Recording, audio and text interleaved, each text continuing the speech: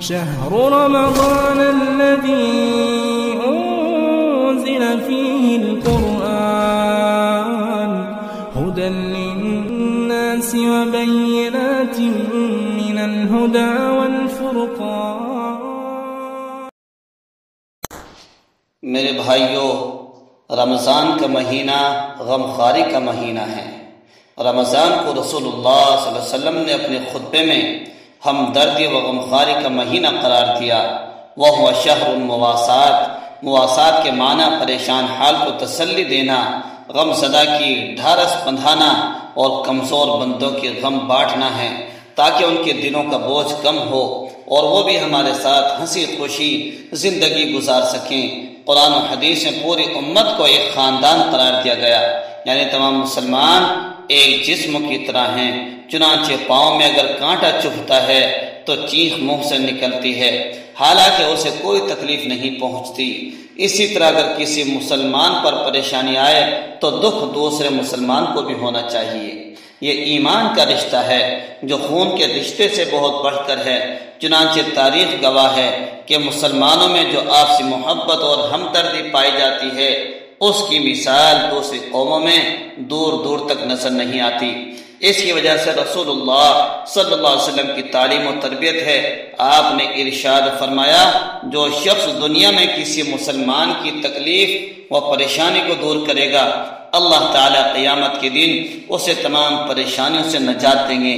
جو کسی تنگ دست قرض دار کو مہلت دے گا، اللہ تعالیٰ آخرت میں اس کے ساتھ آسانی فرمائیں گے، اور جو کسی مسلمان کی پردہ پوشی کرے گا، اللہ تعالیٰ آخرت میں اس کی پردہ پوشی فرمائیں گے۔ خوب یاد رکھو، اللہ تعالیٰ اس وقت تک بندے کی مدد فرماتے ہیں جب تک وہ اپنے مسلمان بھائی کی مدد کرتا ہے۔ میرے بھائیوں، یہ رمضان کا مہینہ ہمیں اس بات کا بھی سبق دیتا ہے کہ جس طریقے سے بھوک اور پیاس کی شدت سے ہم خود پریشان ہو جاتے ہیں، دل کو کتنی تکلیف ہوتی ہے، پیٹ کی اتڑیاں بولنی شروع کر دیتی ہیں، ایسے میرے بھائیوں ہمارے پڑوس میں غریب اور کمزور جو رہتے ہیں ان کا بھی ہم خیال رکھیں۔ رمضان کے ساتھ یہ ساری تعلیمات صرف رمضان کے ساتھ خاص نہیں ہیں، لیکن دوسرے دنوں میں ہر وقت کھانے پینے کی وجہ سے ہمارا دل اتنا سخت ہو جاتا ہے کہ وہ غریبوں کے بارے میں کچھ سوچنے ہی کو تیار نہیں ہوتا۔ لیکن رمضان میں جب کھانے پینے کا چکر ٹوٹتا ہے تو بھوک بہت سی حقیقتوں کو روشن کر دیتی ہے۔ اس وقت ہمیں پتہ چلتا ہے کہ فاقے کی تکلیف کیسی ہوتی ہے۔ جن بیچاروں کے پاس سر چھپانے کے لیے کوئی جھوپڑا نہیں، تن ڈھانکنے کے لیے کوئی کپڑا نہیں، اور بھوک مٹانے کے لیے 2 وقتوں کی روٹی کا کوئی انتظام نہیں، وہ غریب کیسے زندگی گزارتے ہوں گے؟ ان کے دلوں پر کیا گزرتی ہوگی؟ اور اپنے بھوکے بچوں کو دیکھ کر وہ صبح شام کتنے آنسو پیتے ہوں گے۔ روزے کی بھوک ہمیں تمام تکلیفوں کا احساس دلائے گی۔ اس وقت ہمیں یاد آئے گا کہ صحابہ نے اپنے بھوک مٹانے کے لیے کبھی درختوں کے پتے چبائے، کبھی سوکھے ٹکڑوں کو بھگو کر کھایا، اور بعض دفعہ کھجوریں چوس چوس کر ان کے پورے لشکر نے اپنی جان بچائی۔ اگر کچھ بھی نہ ملا تو پیٹ پر پتھر باندھ کر وہ ہر حکم کی تعمیل میں لگ گئے۔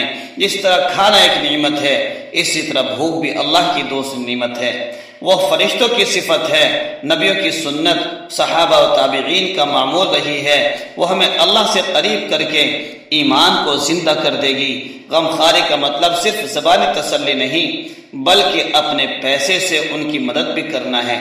حدیث قدسی میں حضور صلی اللہ علیہ وسلم نے فرمایا، باری تعالیٰ کا ارشاد ہے، انفق یا ابن آدم انفق علیک، آدم کے بیٹے خرچ کیے جا، تجھے میں نواز دوں گا۔ اس لیے جب ماہ مبارک میں ہم اپنے گھر والوں پر خرچ کریں، اپنے لیے اچھے جوڑے لائیں، بیوی بچوں کے لیے اچھے جوڑے لائیں گے، تو روزانہ بیواؤں، یتیموں اور غریبوں پر کچھ نہ کچھ خرچ کرنے کا معمول بنا لیں۔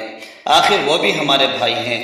ہمارا دسترخوان تو طرح طرح کے کھانوں سے سجا ہو اور وہ بیچارے ایک ایک دانے کو ترس رہے ہوں، یہ مومن کی شان نہیں۔ اس طرح تو ہمارا روزہ بھی قبول نہ ہوگا۔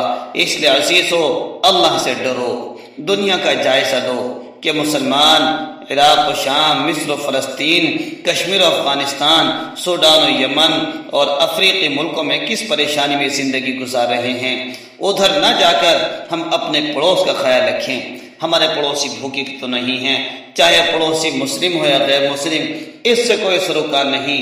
پڑوسی پڑوسی ہوتا ہے، ان کی مدد نہیں کر سکتے تو اللہ سے دعا کر سکتے ہو. آخر وہ ہمارے تمہارے بھائی ہیں، ان کا بھی ہم پر سب حق ہے.